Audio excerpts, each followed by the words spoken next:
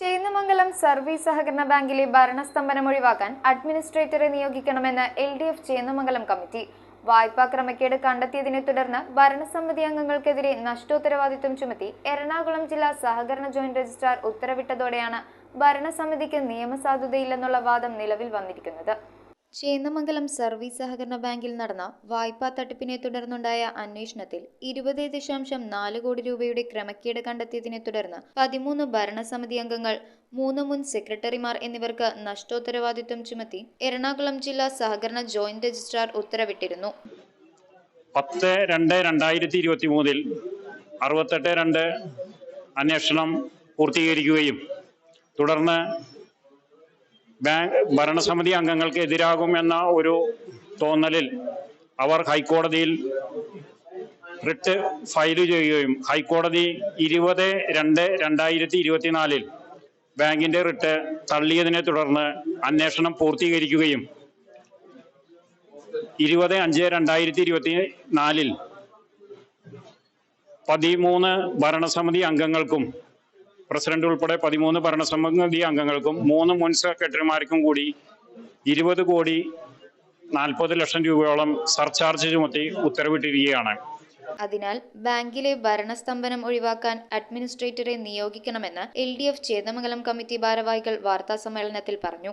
തീർച്ചയായും സർചാർജ് വന്നത് മുതൽ കമ്മിറ്റി അംഗങ്ങൾക്ക് നിയമാനുസൃതം തുടരാനുള്ള ഒരർഹതയുമില്ല. അതുകൊണ്ട് അടിയന്തരമായി അവർ ഭരണസമിതി അംഗത്വം ഒഴിവാകണം എന്ന് LDF ആവശ്യപ്പെടുകയാണ്.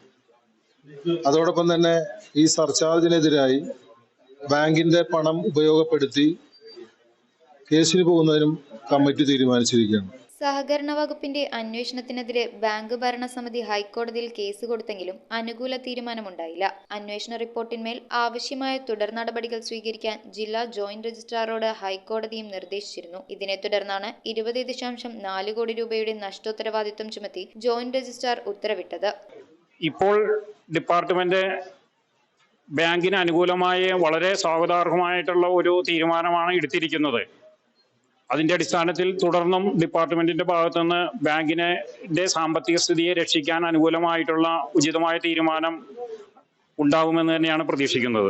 വാർത്താ സമ്മേളനത്തിൽ കൺവീനർ TM പവിത്രൻ, ജില്ലാ പഞ്ചായത്ത് അംഗം AS Anilkumar, Chennamangalam panchayat vice president VU Sreejith, CPIM local secretary TR Lalan, CPI local secretary KS Sivadas, bank ഭരണസമിതി അംഗം ലിജോ കൊടിയൻ എന്നിവർ പങ്കെടുത്തു. News bureau, Paravur.